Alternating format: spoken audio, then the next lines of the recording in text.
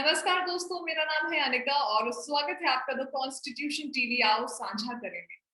दोस्तों, इस इंटरव्यू को शुरू करने से पहले मैं कुछ पंक्तियां आप सभी के साथ शेयर करना चाहती हूँ। ना नर हूं न मादा, इस ब्रह्मांड की अनूठी रचना हूँ। जज्बातों से लिपटे हैं प्राण मेरी, ईश्वर की इच्छा से ऐसी रचना हूँ। अपनों से किया पराया हमें इस समाज के कड़वे सवालों ने, खुद के अस्तित्व से लड़वाया हमें इस जहां के बनाए मसलों। दोस्तों, ये पंक्तियां, ये कुछ लाइनें एक ट्रांसजेंडर द्वारा दी गई हैं और ये हमें यही दर्शाती हैं कि आज भी समाज में ट्रांसजेंडर और पुरुष औरत के बीच में एक बड़ी दीवार खड़ी है। लेकिन इस दीवार को मिटाने के लिए आज बहुत सारे ट्रांसजेंडर्स भी काम कर रहे हैं और आज हमारे साथ एक ऐसे ही ट्रांसजेंडर मौजूद है। दोस्तों, जाहिर सी बात है, सदियों से ट्रांसजेंडर्स को एक अलग नजर से देखा जाता है। समाज ने ही वो इज्जत नहीं दी उन्हें, लेकिन आज धीरे धीरे वो डेवलप हो रही हैं चीजें और बहुत सारे ट्रांसजेंडर्स ऐसे एक पहचान बना रहे हैं। उनके साथ भेदभाव किया जाता है कि उन्हें पढ़ाया नहीं जाएगा, उन्हें नौकरी नहीं दी जाएगी, एक अपनी पहचान नहीं बनाई जाएगी। लेकिन आज हमारे साथ जो ट्रांसजेंडर मौजूद है, वो यही चीज बदलाव ला रहे हैं और कहीं ना कहीं वो लाए भी हैं। आज हमारे साथ मौजूद हैं धनंजय चौहान, जो कि पीयू से पढ़ाई कर चुके हैं और पीयू के फर्स्ट ट्रांसजेंडर स्टूडेंट थे। बहुत बहुत स्वागत है धनंजय, आपका दो कॉन्स्टिट्यूशन आओ साझा करेंगे।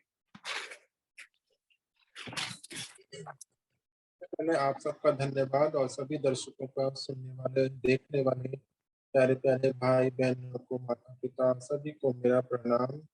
आप सब लोग खुश रहिए, आबाद रहिए, स्वस्थ रहिए, यही मैं हमेशा कामना करती रहती हूँ। एक ट्रांसजेंडर का धर्म भी है कि सबके लिए दुआएं करें।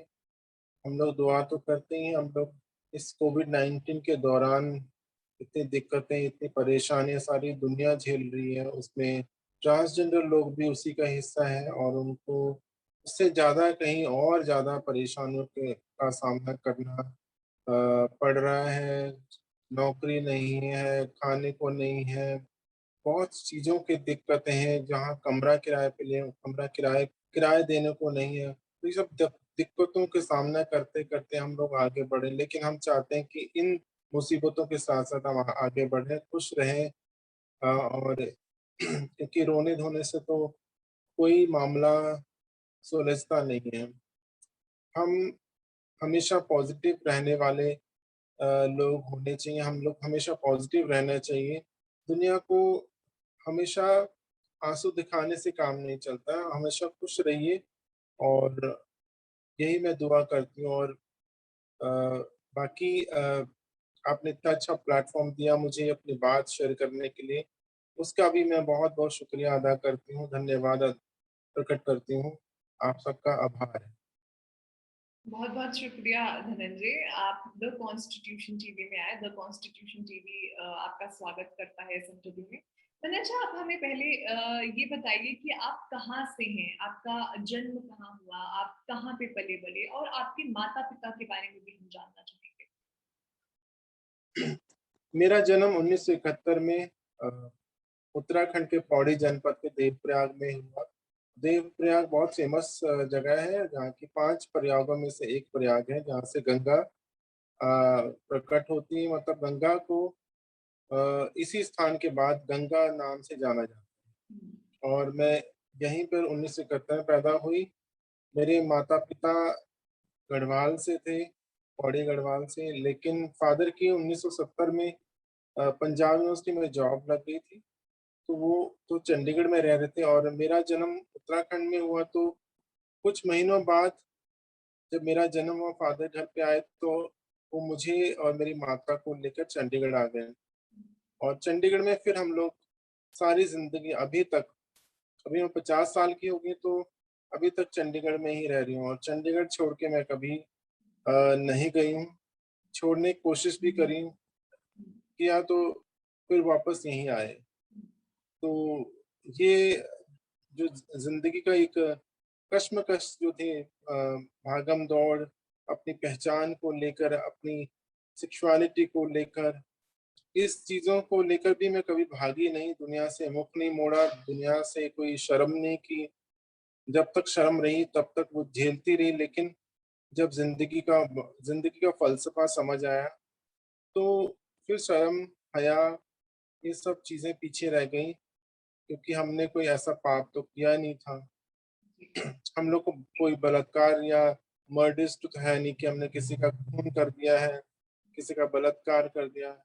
सिर्फ पहचान को लेकर ही हम लोग कश्मकश में रहते हैं। तो उस उन चीजों के लिए सारी जिंदगी संघर्ष करते करते करते आज ये नहीं कहूंगी कि जीत का जश्न मना रहे हैं, लेकिन एक बयार जो है, एक एक जो परिवर्तन की जो वेव है वो चल पड़ी है। ऐसा नहीं कि हम लोग गंतव्य स्थान तक पहुंच गए, अपने डेस्टिनेशन तक पहुंच गए, नहीं, अभी तो दिल्ली बहुत दूर है। लेकिन हाँ, ये कह सकते हैं कि चेंज आना शुरू चेंज जी। चेंज शुरू हो गया। मैंने जी बहुत बहुत बढ़िया बात कही आपने। हम आपसे जानना चाहेंगे कि आपको कब ये चीज महसूस हुई, आपको पता लगा कि आप ट्रांसजेंडर कैटेगरी, ना फीमेल या मेल कैटेगरी में नहीं, ट्रांसजेंडर कैटेगरी में आते हैं, ये आपको कब पता लगा? ये सवाल एक्चुअली बहुत सारे लोग पूछते हैं मुझे, और मुझे अजीब सा भी लगता है। और मैं उल्टा मतलब सवाल करने वाले से ही पूछ लेती कि आपको कब पता लगा कि आप एक मर्द हैं या आप एक औरत हैं। जी जी। क्यों किसी का मर्द होना, किसी का औरत होना ये वो किसी को नहीं पता होता। वो ये समाज। सामाजिक पहचान, जी समाज का पहचान है। समाज की पहचान वो आपको हो, चाहे मुझे हो, चाहे किसी को भी, कोई भी जेंडर हो, वो पैदा होते ही समाज के लोग देते हैं उसको। जी। उसका शरीर को देखकर उसका सामाजिक जो पहचान है वो समाज दे देता है। लेकिन ये उसका अपना पहचान नहीं होती, ये सामाजिक पहचान है, समाज देता है। अपनी पहचान तक आते आते 3 से लेकर 5 साल की उम्र तक ये सब एहसास शुरू हो जाता है, आभास महसूस शुरू हो जाता है कि मैं ये हूँ, हम्म, मैं वो हूँ, मैं औरत हूँ, मैं एक मर्द हूँ, या मैं दोनों जो बाइनरी है उन दोनों में से नहीं हूँ। और ये स्वाभाविक गुण है, ये कोई सिखाता नहीं है, ये नर्चर या नेचर की बात नहीं है। कई लोग बोलते हैं नर्चर है कि हमारे आसपास के माहौल से हम वो चीजें अडॉप्ट कर लेते हैं, कि कोई दूसरे को लड़की देखते हैं हम भी लड़की बनने की कोशिश करते हैं, या हम लड़कियों के साथ रहते तो लड़की बनने। ऐसा कुछ नहीं, ये स्वाभाविक गुण है। और पेड़ हमेशा ऊपर की तरफ बढ़ता है, आम हरे से पीला होता है, ये उसका स्वाभाविक गुण है। और आप एक औरत हैं, आपका एक स्वाभाविक गुण है, जी जी। क्योंकि हमारा जो गुण है, जो बायोलॉजिकल सेक्स और साइकोलॉजिकल सेक्स, ये दोनों एक ही शरीर में होकर भी दोनों अलग अलग हैं। जी और दोनों अलग होने के बावजूद भी आ, हम आ, कई बार वो मैच कर जाते हैं, कभी कभी कभी वो मिसमैच हो जाते हैं। तो बायोलॉजिकली मैं मेल पैदा हुई, जो समाज के अनुसार मैं बायोलॉजिकल मेल पैदा हुई, लेकिन 3 से लेकर 5 साल की एज में मुझे पता नहीं कब वो कौन सी घड़ी थी, कौन सा समय था कि मुझे ये एहसास हुआ कि मैं लड़की हूँ। एक ये मुझे इतना बस पता है कि 3 से लेकर 5 साल की एज में आते आते मैं अपने आप को लड़की मानना शुरू कर चुकी थी। और 5 साल की एज में मुझे घटना याद है कि जब मेरा मुंडन हो रहा था तो मैंने वो मना कर दिया मुंडन करवाने से। तो उस समय मेरा यही आर्गुमेंट था कि मैं तो लड़की हूँ और लड़कियों का मुंडन नहीं होता है। लेकिन जबरदस्ती मेरा मुंडन कर दिया गया। चंडीगढ़ तो में ये ही पहली घटना। चंडीगढ़ में ही इसके थे। बाद धीरे धीरे धीरे फिर एहसास और होता गया, और बाद में तो फुल फ्लेज अपने आप को लड़की ही मान ली। तो तब जब आपका, आप कह रहे हैं मुंडन की बात आपने कही, तो तब आप चंडीगढ़ में ही थे? जी जी बिल्कुल, चंडीगढ़ में। जी जी। आपके माता पिता की क्या प्रक्रिया रही जब उन्हें ये चीज आपने बताई और जब उन्हें ये पता चला? माता पिता, आसपास के लोग एक हमारी बचकाना हरकत ही समझते हैं इसको। छोटे जब 10-12 साल की एज तक, जब तक लड़का लड़की का कोई भेद नहीं होता है, लड़का लड़की का ज्यादा भेद जो पता लगता है वो 10-12 साल के बाद पता लगता है। जो हमारे बायोलॉजिकल जो शरीर है, पार्ट्स हैं, ये इनमें ग्रो होना लग शुरू हो जाता है। हम लोग, हमारे शरीर का विकास होने लगता है, हम अलग अलग शेप में बनने लग शुरू हो जाते हैं। जो विजिबिलिटी है, मतलब वो विजिबल होना शुरू हो जाता है। तो माता पिता या आसपास के लोगों का रिएक्शन कोई खास था, ज्यादा डरावने वाला नहीं था। बचपन में ये होता है कि मुकुड़िया वर का मुंडा है, लड़कियों जैसा लड़का है, कोई बात नहीं, बाद में सब ठीक हो जाता है, अभी तो बच्चा है।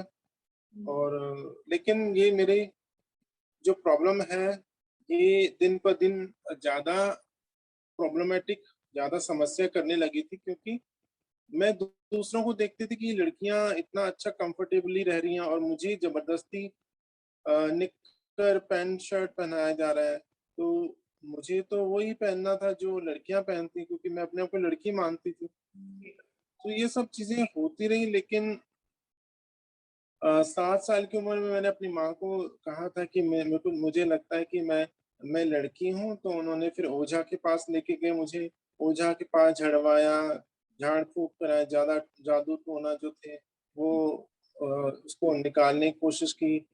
ओझा वालों ने, जो ओझा थे, उन्होंने कहा कि इसके अंदर कोई चुड़ैल आ गई या भूतनी आ गई, एंटर कर गई, इसलिए ये अपने आप को लड़की मान रहा है। अच्छा। तो झाड़ा फूका, चिमटे से, गरम चिमटे से जलाने की कोशिश की मुझे, लेकिन ये सब बेकार चीजें थी। ये जो झोला छाप लोग हैं, अनपढ़ जनता है, दिल्ली जनता जिसको बोलते हैं, कन्वर्जन थेरेपी करवाते हैं, उनको नहीं समझ आता है। उनको कोई इतना ज्यादा समझ भी नहीं है कि ये साइंस है क्या, एक्चुअली विज्ञान है क्या। और विज्ञान के पीछे भी बहुत सारा बड़ा विज्ञान है। कुछ विज्ञान हमें नजर आता है, कुछ विज्ञान हमें नजर ही नहीं आता है। और जैसे साइकोलॉजी या साइकेट्रिस्ट जो होते हैं, वो इनविजिबल चीजों को कैच करते हैं, इनविजिबल चीजें की हमारी जो ब्रेन में, और विजिबल चीजें होती हैं, जैसे हमारा कोई नासूर हो गया, कोई कैंसर हो गया, टीबी हो गया, ट्यूबरकुलोसिस हो गया, कोई बीमारी हो जो हमें सामने नजर आती है, उसका इलाज होना। लेकिन जो इनविजिबल चीजें होती हैं, उनका इलाज करना, ट्रीटमेंट करना, उनको समझना, ये थोड़ा मुश्किल काम है। ये परिपक्व और परफेक्ट लोग ही कर सकते हैं। हालांकि हमारे मैटर में, ट्रांसजेंडर के या एलजीबीटी IQ प्लस कम्युनिटी के मैटर में, साइकोलॉजिस्ट या साइकेट्रिस्ट इसको डिजीज नहीं मानते, नहीं मान। इसको बीमारी नहीं मानते।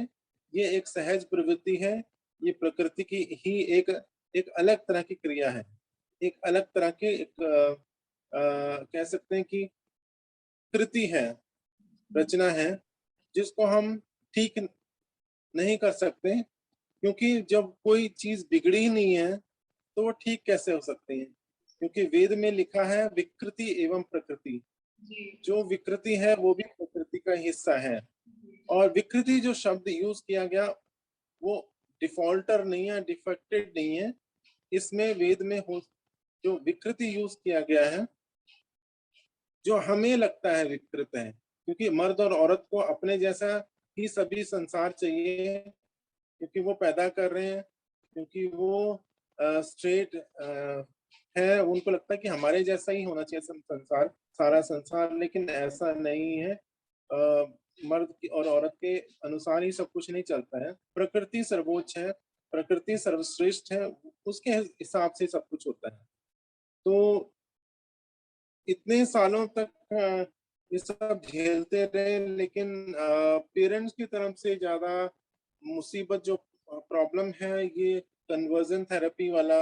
हालांकि सारी दुनिया में कन्वर्जन थेरेपी के खिलाफ बहुत बड़ा चल रहा है कि इसको बैन कर देना चाहिए, इसको कन्वर्जन थेरेपी नहीं होनी चाहिए। जैसे भ्रूण हत्या होती है ना, कि पेट में बच्चियों का, लड़कियों का पता लगाते उसको कम कर दिया जाता है, तो ये गलत बात है। इसी तरह LGBTI और ट्रांसजेंडर किन्नर समाज को खत्म करना भी एक बड़ा अपराध है, जुल्म है। ये प्रकृति के साथ खिलवाड़ है, प्रकृति के साथ प्रकृति की हत्या है एक तरह से, क्योंकि आप प्रकृति की ही बनाई कृति को, उसकी चीज को एक्सेप्ट नहीं करते। तो पेरेंट्स का जो रवैया था वो शुरू शुरू में तो इग्नोरेंस वाला, इग्नोर करने वाला, लेकिन बाद में धीरे धीरे फादर की तरफ से बहुत ज्यादा प्रॉब्लमेटिक होना शुरू किया। और बाद के सालों में तो बहुत ज्यादा प्रॉब्लम हो गई थी, मतलब इग्नोर करना शुरू, मुझे मेरी आइडेंटिटी को और मुझे ही इग्नोर फैमिली में करना शुरू कर दिया है। मतलब मेरी बात को नहीं सुना जाता था, ऐसा लगता था फैमिली में मैं अलग थलग हूँ, मैं फैमिली का हिस्सा नहीं हूँ, मैं फैमिली से अलग हूँ। और मारना पीटना, डराना धमकाना, ये सब चलता रहा सारी जिंदगी, और उसके बीच फंसे रहे। उसके साथ साथ जब अपने परिवार वाले साथ नहीं देते तो फिर समाज के सभी लोग आपके खिलाफ खड़े हो जाते हैं, क्योंकि लेकिन उनको तो मौका चाहिए। यही कितनी अच्छी बात है धनंजय कि आपने आज अपनी बहुत अलग पहचान बनाई है और आपके लिए एक अलग इज्जत है समाज में। ये बहुत ही बढ़िया बात है कि आपके घर में भी कहीं ना कहीं प्रॉब्लम्स रही। फिर मैं अगला सवाल यही पूछना चाहूंगी कि आपका स्कूल और कॉलेज का एक्सपीरियंस कैसा रहा, क्योंकि आप पीयू में फर्स्ट ट्रांसजेंडर स्टूडेंट थे, तो वो कैसा एक्सपीरियंस रहा, लोगों ने किस नजरिए से देखा। जाहिर सी बात है समाज नहीं छोड़ता, कहीं ना कहीं मजाक उड़ाता है, कहीं ना कहीं आपके मुंह के सामने बहुत प्यार से बिहेव करते हैं। तो आपका क्या एक्सपीरियंस रहा स्कूल और कॉलेज दोनों में? स्कूल और कॉलेज का एक्सपीरियंस अच्छा नहीं रहा, हम्म। क्योंकि जब हम घर में रहते हैं तो हम लोग जेंडर न्यूट्रल समाज में रहते हैं, एक जी। जेंडर न्यूट्रल फैमिली होती है जहाँ पर आपके लिए कोई बाइनरी नहीं होता है। जी। आपका टॉयलेट, आपका बेडरूम, आपका सब कुछ वो न्यूट्रल रहता है, कोई भी आके सो जाता है, हम्म। वॉशरूम कोई भी यूज कर लेता है। लेकिन जैसे ही हम घर से बाहर निकलते हैं चार दीवारी से, तो आपके सामने हर चीज बाइनरी नजर आने शुरू हो जाती है। तो ये जो चीजें, ये स्कूल में आते ही हम्म। ये सब चीजें नजर आनी शुरू हो गई। और स्कूल में बुलिंग, हैरासमेंट, वॉशरूम यूज करना, इसके कारण प्रॉब्लम आई। मेल और फीमेल के चक्कर में मैं सारी जिंदगी पिसती रही।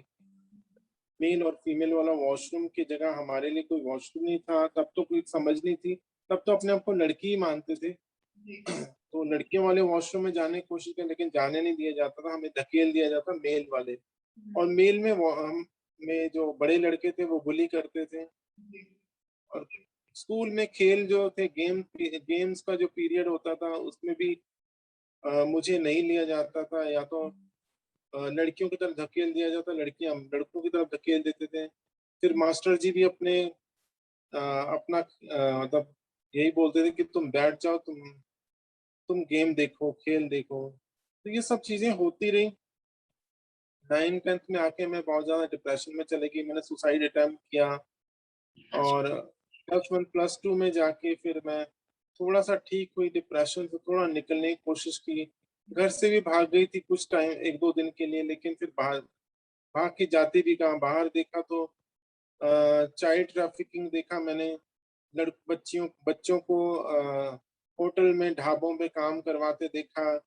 उनको सेक्स वर्क में, जो पिम्प्स थे, जो बस स्टैंड पे या रेलवे स्टेशन में पिम्प होते हैं, वो नजर आए, वो बरगलाते हैं, वो बहला फुसला कर सेक्स वर्क में धकेलने की कोशिश करते हैं या बेच देते हैं। तो इन सब चीजों से मैं भाग के वापस घर आ गई। और फिर मैंने पढ़ाई में ज्यादा ध्यान दिया, और मैंने सोचा कि मैं अपनी जेंडर आइडेंटिटी को कहीं आपको बंद करके रखूं। अपनाया जब आप भाग के घर घर से भाग के गए थे, तो उसके बाद जब आप घर आई तो घर वालों ने उस तरीके से अपनाया आपको? हाँ, अपनाया। उनको तो उन ज्यादा कोई फर्क नहीं पड़ता था, क्योंकि आ, वो नॉर्मली पूछा कहाँ चले गए थे, क्या हम लोग ढूंढते रहे, तुम कहाँ चले गए थे, मतलब ऐसे ही जनरल क्वेश्चन पूछते गए। लेकिन इतनी क्यूरियोसिटी नहीं उनके मन में थी कि कहाँ, मतलब वो तो सोच ही रहे थे कि अच्छा हुआ कि चले, अच्छा ही चले जाता, ये तो आए।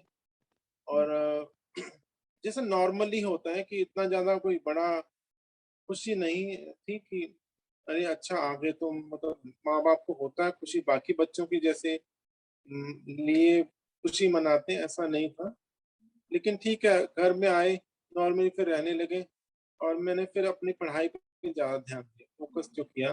और अपनी आइडेंटिटी पे ज़्यादा ध्यान नहीं दिया। आइडेंटिटी को मैंने अपने कहीं न कहीं छुपा के रखा सारी ज़िंदगी, और उसको पहचान को मैं तब तक छुपाना चाहती जब तक मैं कुछ नहीं बन जाती, जब तक मैं अपने पैरों पे खड़ी नहीं हो जाती, जब तक मैं कमाने नहीं लगती, जब तक मेरी जेब भारी नहीं हो जाती, तब तक मैं उन चीज़ों को, क्योंकि मैं डिपेंडेंट थी, मैं सेल्फ डिपेंडेंट नहीं थी, मैं दूसरों पे डिपेंडेंट थी, और फिर माँ-बाप की ही चलती थी। ज़्यादा ख़ास करके बाप के मेरे जो फ़ादर थे वो के ज़्यादा वो ज़्यादा डोमिनेट करते थे, डिक्टेटर थे, तो उनके सामने तो हमारा नहीं चल सकता था। तो ये सब चीज़ें चलती रही, और कॉलेज में भी अपने आप को छुपाते रहे, लड़कों से बात कम करते थे, उनके सामने कम जाते थे ताकि उनको पता ना चले। मेरे सब्जेक्ट भी ऐसे थे कि वो बैठने वाले सब म्यूज़िक वगैरह थे, वो म्यूज़िक इंस्ट्रूमेंट के, ताकि मुझे ज़्यादा चलना-फिरना ना पड़े, बैठ के ही सब कुछ रियाज़ होता रहे। और 1-2 सब्जेक्ट थे जिसमें मेरे को जाना पड़ता था क्लास में, लेकिन फिर मैं फटाफट भाग के अपने म्यूज़िक क्लास में आ जाता। तो और मेरे जो फ्रेंड थे वो ज़्यादातर इंडियन नहीं बने, मैंने नीग्रोज़ मेरे साथ पढ़ते थे, उनको मैंने फ्रेंड बनाने की कोशिश की कि मुझे लगा कि ये लोग तो बुली नहीं करेंगे, हैरेसमेंट नहीं करेंगे, और थोड़ा मुझे ये भी लगा चलो इंग्लिश सीख जाऊँगी, इनके साथ रहूँगी तो अंग्रेज़ी बोलना सीख जाऊँगी। लेकिन बाद में वो भी मेरा फ़ुतूर था दिमाग का, वो भी निकल गया था, क्योंकि बुली हैरेसमेंट किसी कंट्री या किसी जात धर्म से नहीं, ये तो इंसान का अपना ही फतूर है, कोई धर्म या जाति या कोई कुछ नहीं सिखाता, ये इंसान खुद ही इसको डेवलप करता है। और किसी को बुली करना, हैरेसमेंट, डिस्क्रिमिनेशन करना कोई इसमें धर्म का कोई रोल नहीं होता है। जी। तो ये सब चीज़ें हुआ, ना किसी कंट्री का रोल होता है, ये सब होता रहा, बाद में भी कॉलेज यूनिवर्सिटीज़ में आए, यूनिवर्सिटी में एडमिशन हुआ, मैं तीनों साल मैंने टॉप किया ग्रेजुएशन में। I was the topper of the college, फिर यूनिवर्सिटी एग्ज़ाम में टॉप किया, तीनों साल में कॉलेज कलर भी रही। काफ़ी कुछ किया मैंने, मतलब एक्स्ट्रा जो एक्टिविटीज़ थी उसमें भी भाग लेती रही, म्यूज़िक, डांस, इन सब चीज़ों में मैं सबसे आगे ही रहती थी हमेशा। जिंदगी इतना कुछ देखा जब कॉलेज में आए और इतना आपको सफलता मिली, आपने टॉप किया, तो कहीं ना कहीं वो कॉन्फिडेंस आपका बड़ा होगा। सॉरी? मैंने कहा कि आपने पूरी जिंदगी जितना भी आपने स्ट्रगल देखा है और आपको टॉर्चर और प्रॉब्लम्स हुई हैं, लेकिन जब आप कॉलेज में आए और आपने टॉप किया, तो आई थिंक कहीं ना कहीं वो कॉन्फिडेंस आपका उस चीज से बड़ा होगा। कॉन्फिडेंस बढ़ता था, लेकिन लेग पुलिंग में, मतलब जितना मैं आगे बढ़ती थी, पीछे खींचने वाले भी तो और लोग थे। थे, बहुत थे जी। तो आगे बढ़ना मेरे लिए पढ़ाई-लिखाई, ये सब चीज़ों से मुझे पढ़ने का मतलब नॉलेज तो होती रही, लेकिन हिम्मत मुझे बाद में आई। हिम्मत अ, अपने संघर्षों से आई। अपने संघर्ष जितने भी मैंने अपनी ज़िंदगी में संघर्ष देखे हैं, अपनी ज़िंदगी में जितना डिस्क्रिमिनेशन, बुलिंग, हैरेसमेंट देखे, वो अंत में जब ज्वालामुखी फटता है तो एक समय फट ही जाता है। और उसके वो तब तक आते-आते तो मैंने काफ़ी कुछ देख लिया था। कॉलेज यूनिवर्सिटीज़ में जैसे ही मैं टॉपर थी, मैं तो हिम्मत तो होती थी कि हाँ, कि मुझे प्राउड होता था कि मैंने कि मैंने इतना सारा, इतना डिस्क्रिमिनेशन सहते हुए भी जितना ध्यान मुझे पढ़ाई में लगाना चाहिए था, उसका उसके से आधा हिस्सा मैंने सिर्फ़ पढ़ाई में लगाया, और तब भी मैं टॉपर रही। तो हिम्मत तो आई है, लेकिन बाकी किसी ने सपोर्ट नहीं किया मुझे, मतलब कोई भी ऐसा नहीं था इंसान कि मुझे सपोर्ट करता। तो तो धनंजय जी, ये आप नहीं कर सकता कि मुझे लगा कि आप जैसे कह रहे हैं कि आपको हिम्मत आई, लेकिन ये चीज कब जागी कि मुझे ट्रांसजेंडर के लिए कुछ करना है? क्योंकि बहुत से ट्रांसजेंडर ऐसे हैं जो कहीं ना कहीं जिनको घर से निकाल दिया जाता है, जिनको जान से मार दिया जाता है, जो आज भी बहुत सफर कर रहे हैं। लेकिन आपके दिमाग में ये चीज कहाँ से आई कि नहीं, मुझे कुछ करना है ट्रांसजेंडर्स के लिए, या मुझे एक अपनी पहचान बनानी है और एक एग्जाम्पल खड़ा करना है? ये लंबी मतलब कॉलेज यूनिवर्सिटीज के बाद जैसे मेरे यूनिवर्सिटी में एडमिशन हुआ तो मुझे मास्टर में एडमिशन हुआ था मेरा 93 में एमए हिस्ट्री में। तो मेरे को वहां से निकलना पड़ा बिकॉज मेरे साथ रैगिंग हुआ था। मुझे नंगा करने की कोशिश की गई। फिर 94 में मेरा लॉ में एडमिशन हुआ, तब मेरे साथ रैगिंग हुआ। और काफी लड़कों ने बदतमीजियां सब चीजें करते रहते थे, बुली करते थे, हरास हंसते थे मेरे को देख के। तो फिर वो भी मैंने छोड़ दिया। लेकिन बाद बाद में मैं पढ़ती भी रही, मतलब सेल्फ स्टडी के साथ साथ मैंने डिप्लोमा भी किया, रशियन डिप्लोमा, फ्रेंच लैंग्वेज में डिप्लोमा, कंप्यूटर साइंस में, म्यूजिक डांस भी सीखती रही। तो ये सब चीज चलती रही, लेकिन बीच बीच में काफी सारी चीजें और भी होती रही। लिस्ट बहुत लंबी है, बट मैं यही कहूंगी कि जहां भी मैं नौकरी करती थी, जहां भी मैं काम करती थी, हर जगह मैंने भेदभाव ही देखा। और 2002 में मुझे एक लड़का मिला सेक्टर 17 चंडीगढ़ में। अ, वो काफी देर तक मेरे साथ बातें करता। मैं अकेली खड़ी थी वहां पर, वो मेरे पास आया, सिगरेट जलाने के लिए माचिस मांगने लगा। तो फिर मेरे पास तो माचिस थी नहीं, मैं सिगरेट पीती नहीं थी।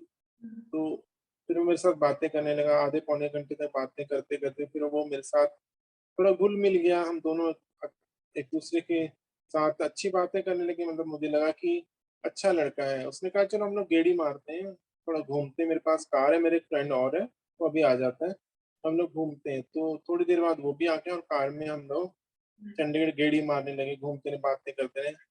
मैं और वो लड़का पीछे बैठे रहे पिछली सीट में, और एक लड़का आगे गाड़ी चला रहा था। तो कुछ देर बाद, आधा पौना घंटे घूमने के बाद, तो मैंने कहा मुझे जाना है, रोक दीजिए। उन्होंने रोका नहीं गाड़ी को, और वो चंडीगढ़ से बाहर ले आए गाड़ी। मैंने कहा ये आप लोग कहाँ जा रहे हो? उन्होंने कहा हम लोग अम्बाला जा रहे हैं। मैंने कहा मुझे उतार दो। उन्होंने उतारा नहीं, मुझे बहुत स्पीड से गाड़ी लेके गए, और मेरे ऊपर उन्होंने पिस्तौल तान दी। लड़के ने मेरी कमर पे पिस्तौल रख दी और उन्होंने कहा कि चुपचाप बैठे रहो, नहीं तो तुम्हें मार देंगे। मैंने कहा मेरे पास तो कुछ भी नहीं है ऐसा, कोई ना मेरे पास पैसे हैं, ना पर मेरे पास ज्वेलरी है, सोना चांदी ऐसा। मुझे मुझे लूट कर भी क्या करेंगे ये लोग? तो बाद में समझ आया कि ये लोग मेरे साथ अ, गलत हरकत करने वाले हैं। अम्बाला में लेके गए एक हॉस्टल में, जहाँ पीजी था। वहां पर 20 लड़के इकट्ठे हो गए। 20 लड़कों ने सारी रात मेरे साथ रेप किया, बलात्कार किया, गैंग रेप। और सुबह 4-5 बजे करीब मुझे उठा के, मेरे से चला नहीं जा रहा था, मेरे हाथ पैर कांपने लगे, मेरा बुरे हाल थे, मेरी ब्लीडिंग ब्लीडिंग हो रही थी। उन्होंने उठा के मुझे अम्बाला के बस स्टैंड पे जाके छोड़ दिया। वहाँ मैं 1 घंटा के करीब लगभग बैठी रही। उसके बाद एक हरियाणा रोडवेज की एक बस आई, उसमें बैठी। चंडीगढ़ आने के लिए मेरे पास पैसे नहीं थे, तो मैंने किसी तरह से वो कंडक्टर को हाथ पैर जोड़ के, हालांकि कंडक्टर भी मेरे मेरे ऊपर हाथ साफ करने वाला था, मतलब उसकी भी बुरी नजर थी, लेकिन मैंने उसके पाँव पकड़े। मैंने कहा मैं सब कुछ करूंगी लेकिन आज नहीं, मुझे चंडीगढ़ छोड़ दो, आप मेरे को मिल लेना, मैं यहीं बस स्टैंड पे तुम्हारे को मिलने आऊंगी। हालांकि मेरे को अपने सिर्फ उम्र क्या चंडीगढ़ थी पहुंचना। आपकी? तब उम्र क्या थी? मेरी उस समय 32 साल की उम्र थी। तो जब मैं चंडीगढ़ पहुंची तो काफी देर में बस स्टैंड में बैठी, फिर पुलिस स्टेशन भी गई। पुलिस स्टेशन में भी उन्होंने कंप्लेंट नहीं लिखी मेरी। उन्होंने कहा कि यहाँ पर नहीं लिखी जाएगी, अम्बाला जाओ वापस।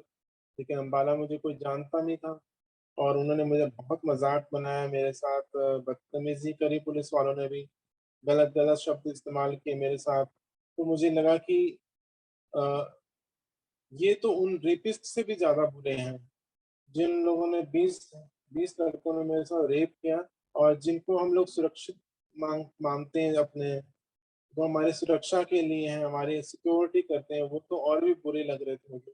फिर मैंने कहा ये लोग कोई मेरी कंप्लेंट नहीं लिखेंगे, मैं अम्बाला भी गई तब भी यही हाल होगा, पुलिस तो पुलिस ही है, वो चाहे यहाँ की हो कहीं का भी हो। तो फिर मैंने वो ड्रॉप कर दिया अपने पुलिस कंप्लेंट वाला मामला। और मैं सुसाइड करने की कोशिश करने लगी कि मैं भाग गई, घर से भागी, दिल्ली चले गई। वहाँ पर रास्ते में बड़ी मुश्किल से वहाँ दिल्ली पहुँची और आप यकीन नहीं करोगे, मैं चंडीगढ़ से मरने निकली थी और साइकिल पे मैंने कहा जहाँ भी कहीं भी मेरे को मेरी किस्मत लेके जाएगी, मेरे को जाना है और मैं साइकिल पे चल पड़ी। जून के महीने, इन्हीं दिनों की बात हो गई, जून के महीने। तो जून के महीने में इतनी गर्मी में तपते में कुरुक्षेत्र के पिपली तक पहुंची और गिर पड़ी साइकिल में। हुँ, 3-4 इतना टाइम होगा, 4 के बजे के करीब हुँ, अ, वहाँ पर मैं गिर पड़ी और फिर किसी ने मेरे को वहाँ से उठा के पेड़ के नीचे बिठाया, मुझे पानी-वानी दिया। तो फिर मैं वहाँ काफ़ी देर बैठी रही। उसके बाद फिर मेरे पास कुछ पैसे थे, 100 डेढ़ ₹100 थे। मैंने साइकिल तो वहीं स्टैंड पे जो साइकिल स्टैंड था वहाँ खड़ी कर दी और बस में बैठ के दिल्ली चले। सारी रात दिल्ली घूमती रही, इधर-उधर, इधर प भटकती रही और एक जगह बैठ के सोचने लगी अब क्या किया जाए, कहाँ जाऊँ, मर जाऊँ? फिर एकदम से दिमाग में आया कि मैं क्यों मरूँगी? हुँ, मुझे क्यों, क्या ज़रूरत है मरने की? मरना तो इस समाज को चाहिए, समाज की सोच को मरना चाहिए। मेरे अंदर तो कोई कमी नहीं है, मैंने ऐसा कोई गलत काम थोड़ी किया, बलात्कार मैंने तो नहीं किया ना, लोगों ने बलात्कार किया। हुँ, और मेरे अंदर से आवाज़ें आती रही कि धनंजय तुम क्यों मर रहे हो? तुम मर भी गए तो 2-4 दिन लोग रोएँगे, उसके बाद सब ठीक हो जाएगा। कोई रोने वाला नहीं होगा तुम्हारे लिए और तुम इस गुमनाम ज़िंदगी में फिर तुम्हें याद करने वाला कोई भी नहीं होगा। तुम्हें लड़ना होगा, तुम्हें खड़ा होना पड़ेगा, अपने लिए नहीं, दूसरों के लिए लड़ना होगा। तो एकदम से ऐसे हिम्मत आई अंदर ही अंदर और मैं खड़ी हो गई। हुँ, खड़ी होके मैं फिर एक रिश्तेदार के घर पर गई क्योंकि मेरे पास पैसे नहीं थे और रिश्तेदार के घर गई और मैंने वहाँ से पैसे लिए बस में वापस आने के लिए। हुँ, फिर मैं पिपली में रुकी, कुरुक्षेत्र में साइकिल उठाया, वहाँ से बस बस में रखवाई साइकिल हुँ, और चंडीगढ़ आया। हुँ, उसके बाद फिर मैंने ये ठान ली कि मैं मरूँगी नहीं, मैं काम करूँगी हुँ, और अपने लिए नहीं, अपने समाज के लिए। और समाज कहाँ है ये भी नहीं मुझे पता था, कौन लोग हैं? मुझे लगता था मैं अकेली हूँ इस दुनिया में। हुँ, लेकिन धीरे-धीरे मुझे कुछ लोग मिलने शुरू हो गए थे हुँ, और मैंने सोचा कि मैं अपने लोगों को पहले एकत्रित करूँगी, अपने लोगों के बीच में रेपो बिल्डिंग करूँगी, उनको इकट्ठा करूँगी, उनसे बात करेंगे, एक-दूसरे से शेयरिंग करेंगे, जो पीयर ग्रुप होते हैं उनको बनाऊँगी और ग्रुप डिस्कशन करेंगे। धीरे-धीरे हम ये करते रहे। शुरू में तो अकेली थी लेकिन धीरे-धीरे फिर कारवां बनता गया और बाद में भी एक रेप हुआ मेरे साथ और जो अम्बाला में रेप हुआ था उसमें मेरे साथ लड़कों ने रेप करने के बाद क्या किया उन्होंने मेरे ऊपर पेशाब कर दिया। हुँ, तो तभी मेरे अंदर इतनी घिन आई कि इतना ज़्यादा प्रॉब्लम है, इतनी ज़्यादा प्रॉब्लमेटिक चीज़ें हैं, तो मुझे मरना नहीं था, मुझे उन लोगों से बदला लेना था, उन लोगों को से जो भी हाँ, इंटरव्यू उन लोगों की सोच बदल। जो भी इंटरव्यू देख रहे हैं उस समाज को अपने ऊपर शर्म आनी चाहिए कि आज भी हम ट्रांसजेंडर के साथ क्या हरकत कर रहे हैं। धनंजय कुछ ऐसे किस्से बता रहे हैं, ये इंस्पिरेशन ट्रांसजेंडर्स के लिए ही नहीं है, एक महिला, एक मेरे लिए भी धनंजय बहुत बड़ी इंस्पिरेशन है। तो शर्म आनी चाहिए उस समाज को कि क्या हरकत करते हैं हम और क्या किस नजरिए से देखते हैं हम ट्रांसजेंडर्स को। जी, जी धनंजय, आप बोल तो रहे 2004 में हालाँकि मैं काम करना शुरू कर चुकी थी मैं। जी। ट्रांसजेंडर कम्युनिटी में रेपो बिल्डिंग चल रही थी, मतलब उनसे बातें चल रही। क्योंकि जब आप काम करते हैं तो सबसे पहले किसी भी समुदाय के लिए आप पहले उनको समझना ज़रूरी है। हुँ, उनकी प्रॉब्लम्स हो सकता है मेरी प्रॉब्लम से अलग उनकी प्रॉब्लम हो, लेकिन इतने सारे लोगों से, हज़ारों लोगों से आज तक मैं बात कर चुकी, सबके साथ एक ही प्रॉब्लम है, वो प्रॉब्लम है कि उनका जेंडर दूसरे के जेंडर से अलग है और जिसके कारण एक्सेप्टेंस नहीं है, वो फैमिली में नहीं है, उनके सोसाइटी में एक्सेप्टेंस नहीं, कहीं भी नहीं। ये और उस कारण से उनको बहुत सारी problem, rape, bullying, harassment, school, college, universities में हर जगह एक ही तरह की जो प्रॉब्लम्स हैं, मेरी तरह ही प्रॉब्लम। 2004 में एक बारी और मेरे साथ बलात्कार बलात्कार हुआ। मैं जॉब कर रही थी तो वहां पर लड़के आए, एक लड़का आया कुछ सामान खरीदने, और वो मेरी बात मेरे को देख के समझ गया कि मैं थोड़ा अलग हूँ। मतलब मेरे हाव भाव से, मेरे बोल चाल से उनको उसको लगा कि ये जनानी लड़की जैसा है। तो उसने लैंडलाइन नंबर था उस टाइम पे शॉप पे, तो लैंडलाइन नंबर ले लिया मेरा और बार फिर धीरे धीरे कॉल करना शुरू कर दिया। तो एक दिन उसने अपने घर पे बुला लिया मुझे, जहाँ पर वो लड़का रहता। तो इतने दिनों में 15-20 दिन तक बातें चलती रही, तो मुझे वो बात भूल गई। 2002 में जो मेरे साथ रेप हुआ था, वो बात मेरे दिमाग से निकल गई कि ऐसा दोबारा कभी होगा। वहां गई तो वहां पर भी 8 लड़के बैठे थे। उन लड़कों ने, मुझे हैरानी होती कि सेम ऐसे ही जैसे तो 20 लड़कों ने किया था, वो 8 लड़कों ने भी सेम पहले तो रेप कर दिया। उसके बाद मेरे हाथ पैर बांध के इतना मारा, बांस का डंडा पड़ा था, एक ने झाड़ू वहां पर पड़ा था, झाड़ू से मुझे मारा, एक ने बांस का डंडा पड़ा था और बांस का डंडा भी टूट गया मारते मारते, झाड़ू भी टूट गया देखो। और एक लड़का बाद में और आया, उसने उसने मारा, और मारने के बाद मुझे अभी इतनी हंसी आती है कि उसने मारने के बाद फिर उसने खुद नंगा हो गया और मुझे मतलब मेरा रेप किया था। तो आप सोचिए कि कितनी मानसिक विकृति है, कितना मानसिक लोगों के अंदर एक जो गंदापन है कि आप मार जो होता है ना कि सेक्सुअल टेरर होता है, सेक्सुअली जो अंदर जो एक दर्द देकर, किसी को दर्द देकर ही उसके साथ एंजॉय करना एक फैंटेसी होती है। तो ऐसे ऐसे लोगों की फैंटेसी नहीं, किसी को मार पीट के उसका चिल्लाते हुए उसके साथ रेप करना उनको मजा आता है, लेकिन उस इंसान की तो जान कहते हैं ना, चूहे की जान जा रही होती है, बिल्ली को मजा आ रहा था। तो लेकिन ये ऐसे इंसान विकृत ये मानसिकता समाज वाले लोग हैं। समाज में ये कैसी फैंटेसीज और ये कैसी इमेजिनेशन। मैं आपकी स्टोरी सुन रही हूँ, मेरे को अभी भी मेरा शरीर कांप उठ रहा है कि इतना सहन करके आप आपने आज अपनी एक ऐसी पहचान बनाई है। धनंजय, बहुत बहुत द कॉन्स्टिट्यूशन टीवी बहुत प्राउड फील कर रहा है कि हमने धनंजय, हमारे लिए कोई बड़ा इंसान नहीं दिख रहा है इस वक्त, हमें धनंजय चौहान का हमने इंटरव्यू लिया है। बहुत बहुत आपने स्ट्रगल्स देखे हैं धनंजय, और ऐसे कई ट्रांसजेंडर्स ने देखे हैं, और हम वही चीज समाज में बदलना चाहते हैं। और मैं फिर कहूंगी कि शर्म आती है समाज में कि उन्होंने हरकतें की हैं, और बहुत सारे ट्रांसजेंडर्स यही चीजें कर रहे हैं। धनंजय, मैं आपसे आखिर में ये सवाल पूछना चाहती हूँ कि देखिए, आप जो कह रहे थे आप उसी बात को कंटिन्यू कीजिएगा, और मैं आपसे ये भी आगे पूछना चाह रही हूँ, आपने जो चेंजेस लाए हैं और आपने जो अपने एक समाज में पहचान बनाई है, आपको क्या लगता है पिछले 20-25 सालों में क्या आपको कुछ फर्क दिखता है समाज में ट्रांसजेंडर्स की तरफ? जी, वही मैं उसी बात पे आ रही थी कि जिस तरह से मैंने संघर्ष करते करते करते खुद तो झेलती रही, फिर लोगों को झेलते झेलते, कहते ना, आप झाड़ियों से गुजरते हैं, जंगलों से गुजरते हैं, लेकिन जब आप गुजरते हो तो आप झाड़ियों को काटते हुए जाते हैं, लेकिन पीछे आने वाले लोगों के लिए रास्ता बनाते जाते हैं। ठीक है ना, उनको तो वो झाड़ियों से नुकसान नहीं होगा, क्योंकि झाड़ियां तो पहले ही काट चुके हैं हम जैसे लोग, जो जिन्होंने सहा है। तो 2009 तक आते आते मैंने काफी एम्पावर होगी, खुद जी। इतने सारे लोगों के साथ घिर गई मैं, जिसमें हजारों नहीं कह सकते, सैकड़ों लोग तो थे ही, जो हम्म। मुझे जानने लगे थे, कम्युनिटी वाले, विद इन कम्युनिटी। और जो आउट ऑफ कम्युनिटी थे, जो सोसाइटी के लोग, वो नहीं सुनते थे, वो लोग इसको डिजीज ही मानते थे, लोग उसको हमारी बात नहीं सुनते थे।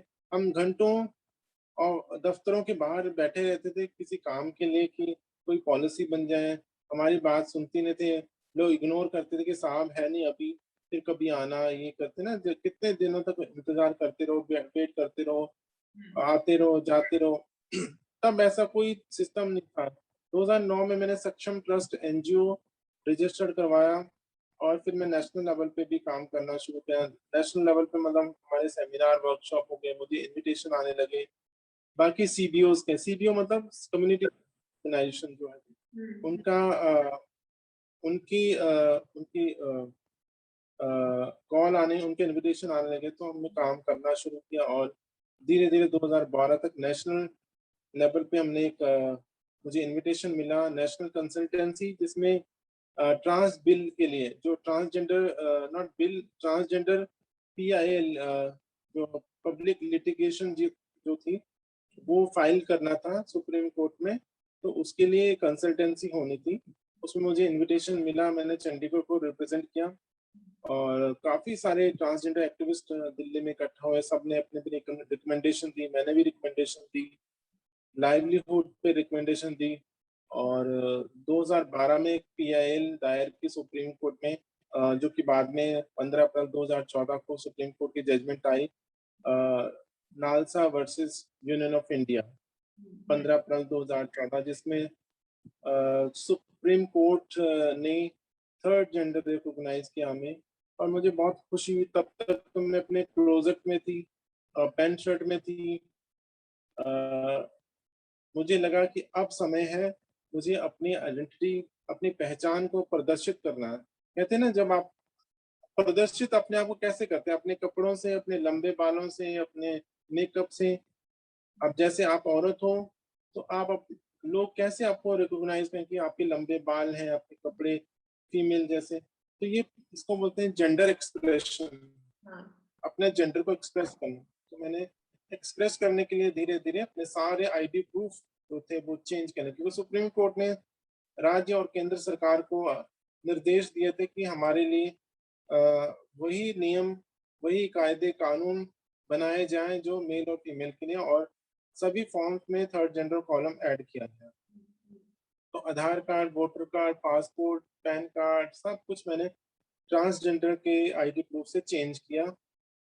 थोड़ा टाइम लगा लेकिन हो गया और 2013 में मैंने अकेले ही कुछ स्टूडेंट के साथ मिलके एलजीबीटी प्राइड ऑर्गेनाइज करने के क्या ठाना और 2013 में प्राइड हुआ पंजाब यूनिवर्सिटी में। हालांकि पंजाब यूनिवर्सिटी ने परमिशन नहीं दिया था, पंजाब यूनिवर्सिटी ने मना कर दिया था कि such kind of activity should not allowed in educational institution, लेकिन हमने स्टूडेंट के साथ मिलके वो प्राइड ऑर्गेनाइज किया और बहुत सक्सेसफुल रही।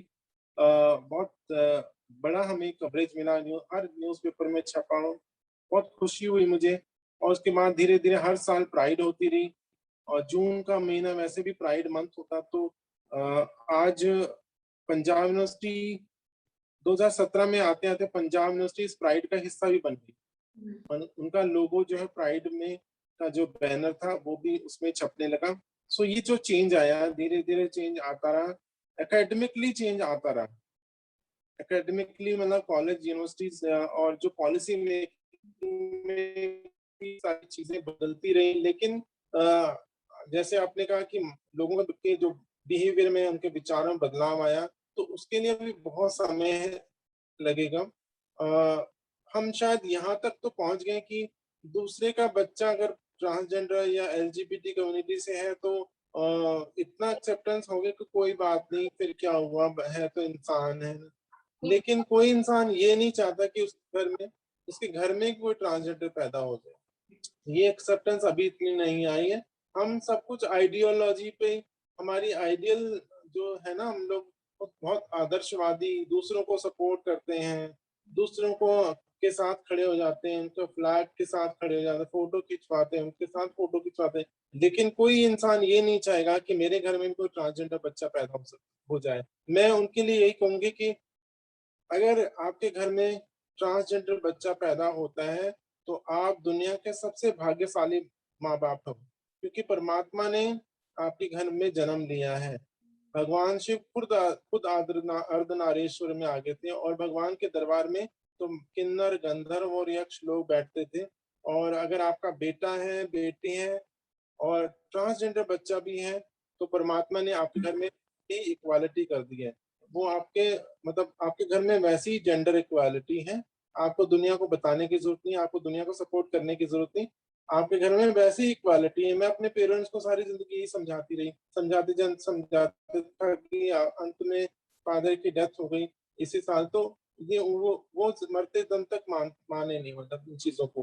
हालाँकि उनकी गलती नहीं थी, उनका ब्रॉट अप उनका जो था वो ऐसे ही संसार में हुआ जहाँ पर बाइनरी था, सब कुछ दो था। तो 2015 में मैंने पंजाब यूनिवर्सिटी को बोला कि आप थर्ड जेंडर कॉलम ऐड करिए अपने सारे फॉर्म्स में, तो ऐड हुए। यूजीसी की गाइडलाइन भी आई और 2015 में मैंने काफी ट्रांसजेंडर कम्युनिटी के हिजड़ा समाज, किन्नर समाज को कांटेक्ट किया कि आप पढ़िए, आप चलो आप बुजुर्ग हो लेकिन आप अपने चेलों को पढ़ाइए, अपने शिष्यों को पढ़ाइए, उनको पढ़ने के लिए बोलिए, चाहे कॉरेस्पॉन्डेंस ही पढ़िए लेकिन मेरे को किसी ने सपोर्ट नहीं किया। उन्होंने मेरे ऊपर ही हंसी मजाक ही किया, मेरे पर तंज कसे। उन्होंने कहा कि हम कौन सा पढ़ के डीसी बन जाएंगे, हम लोग इस दुनिया में पैदा हुए हैं सिर्फ भीख मांगने के लिए और बधाई देने के लिए, बधाई लेने के लिए और आशीर्वाद देने के लिए पैदा हुए। तो ये सब चीजें मेरे ऊपर तंज कसते रहे, हंसी मजाक करते रहे और मैंने उनको बोला कि नहीं, ऐसा नहीं, हर कोई इंसान डीसी भी बन सकता है, डीसी क्या प्रधानमंत्री भी बन सकता है, राष्ट्रपति भी बन सकता है, ऐसा कोई बात नहीं। इंसान के अंदर हिम्मत होनी चाहिए। जब हम भिखारी बन सकते हैं तो हम भिखारी से अमीर हो सकते हैं, तो हम राष्ट्रपति बन सकते हैं। जी जी। अगर हम घर से निकलते हैं तो घर से निकलते भिखारी हो जाते हैं और भीख मांगते मांगते करोड़पति बन जाते हैं ट्रांसजेंडर लोग, ठीक है ना। जो किन्नर डेरा में हिजड़ा समाज में रहते हैं वो करोड़पति लखपति भी हो जाते हैं कुछ सालों में। तो जब ऐसा चेंज आता है जिंदगी में तो कोई भी इंसान पढ़ लिख के कुछ भी बन सकता है। चलो ठीक है, आप नहीं कुछ बनना चाहते हो, एटलीस्ट आपकी जो एजुकेशन आपके साथ रहेगी, आप कुछ भी पढ़ सकते हो। आप जो हम डिजिटल इंडिया अब बन रहे हैं, पूरी दुनिया डिजिटल हो गई है, तो आपको किसी की हेल्प नहीं लेनी पड़ेगी, किसी की मदद नहीं लेनी पड़ेगी, आप खुद ही सारा कुछ सिस्टम फोन पे ही कर सकते हो।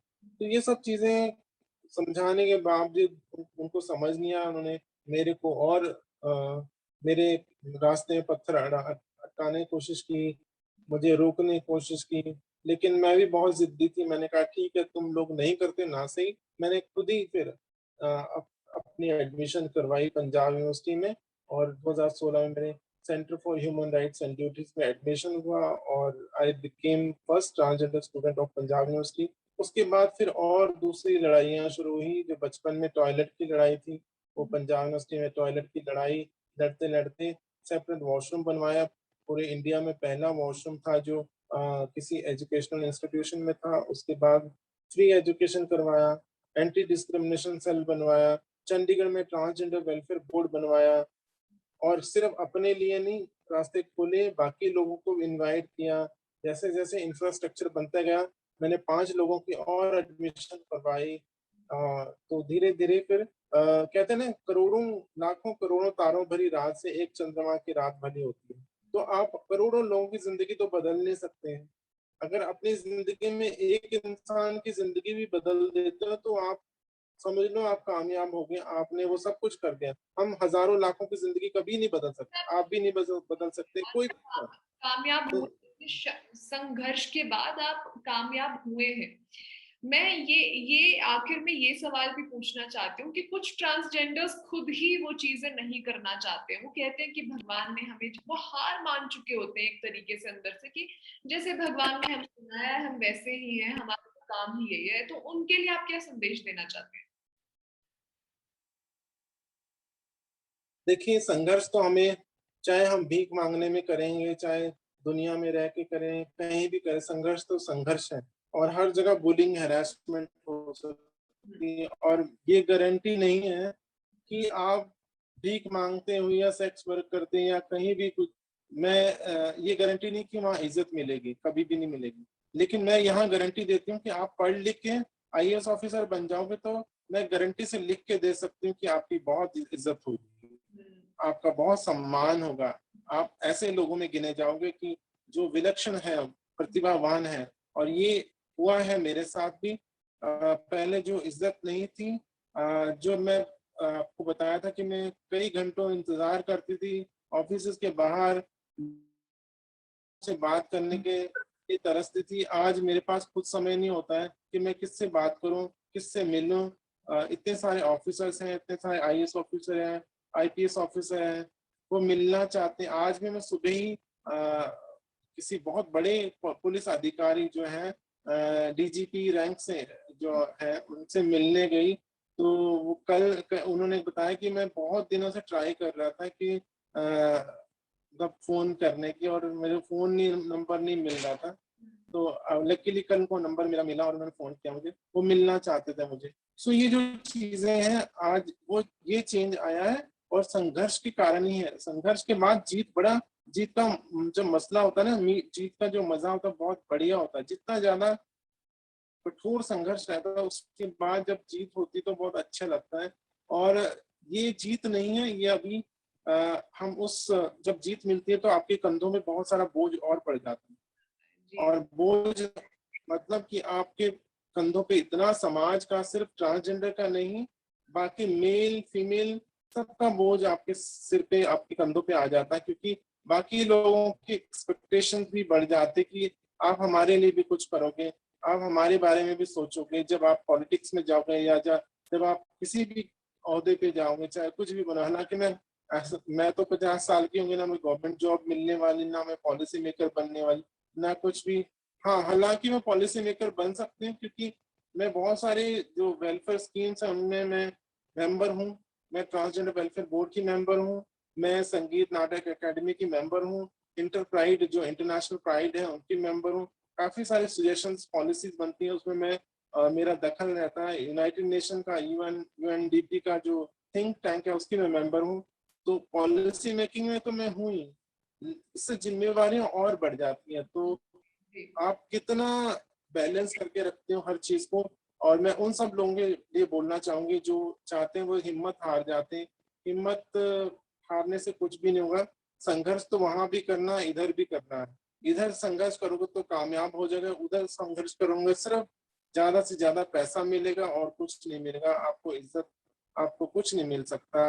आप पैसों के साथ जिंदगी नहीं कर, अंत में जब आप बुढ़ापा आएगा तो आपके पास, आप पैसे तो खाकर जिंदा नहीं रहोगे ना, जी आपके साथ बैठने वाला कोई नहीं रहेगा, आपके आसपास कोई नहीं रहेगा। लेकिन यहाँ वाली जिंदगी में जो हम लोग जी रहे हैं उसमें आपके साथ हजारों लोग बैठेंगे।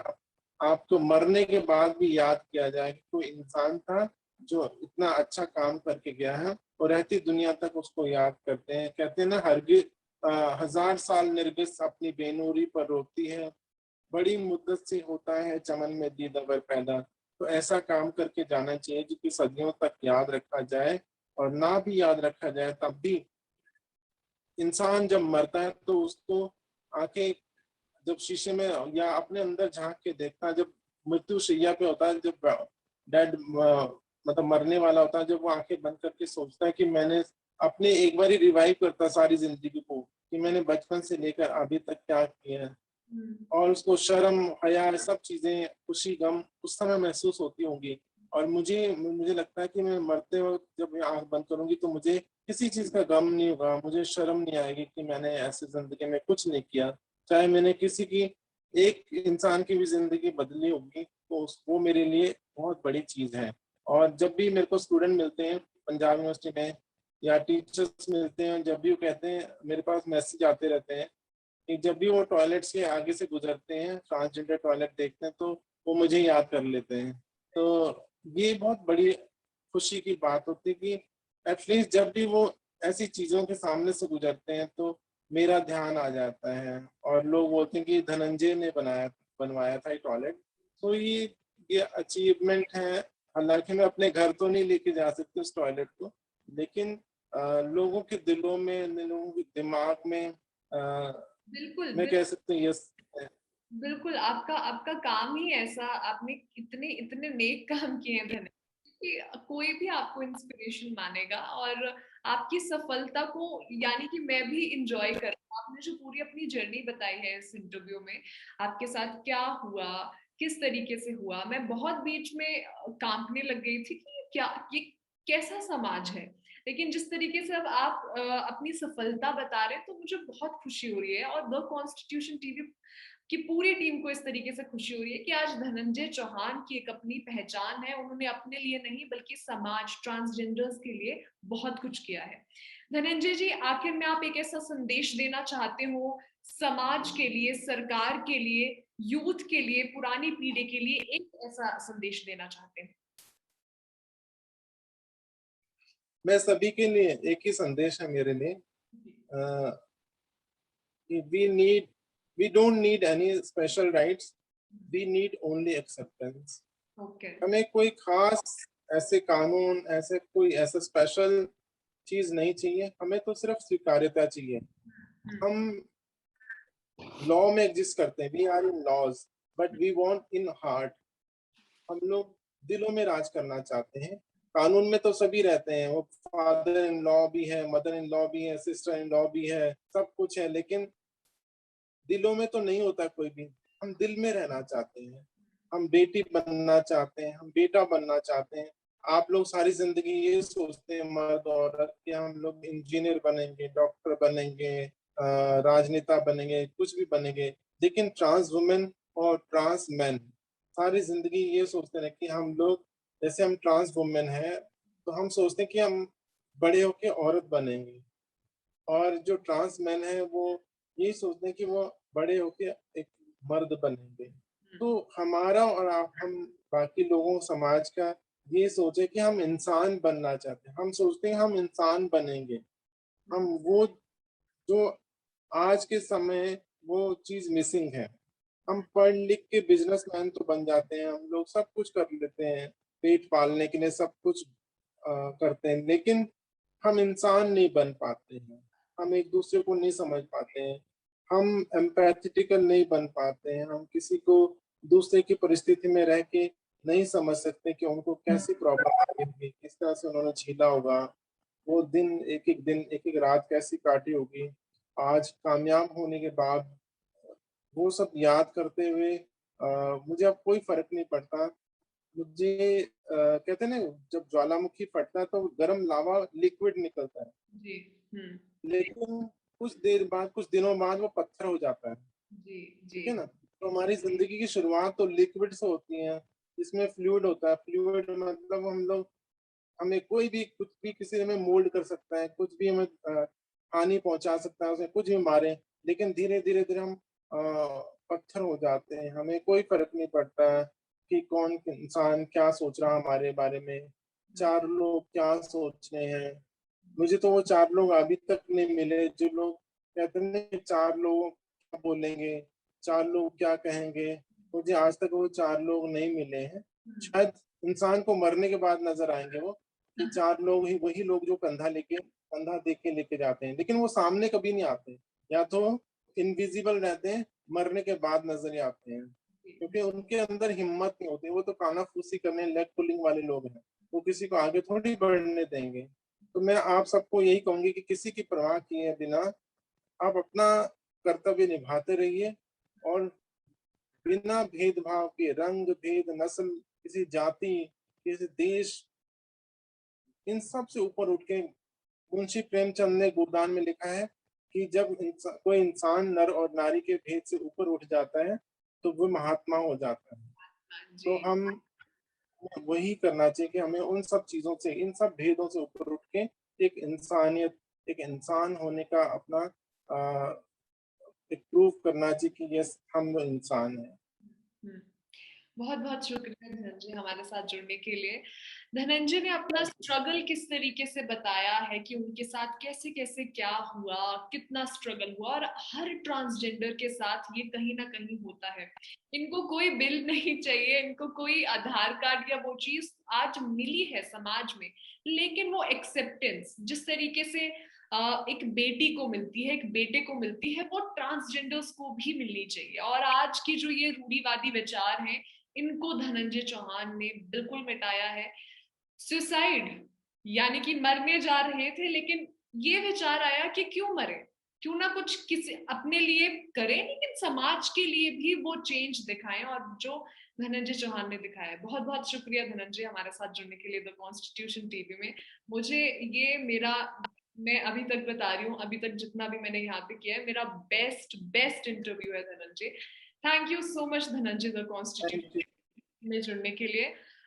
दोस्तों हम थैंक यू। ऐसे ही एपिसोड के साथ अगले हफ्ते मिलेंगे। आप देखते रहिए द कॉन्स्टिट्यूशन टीवी।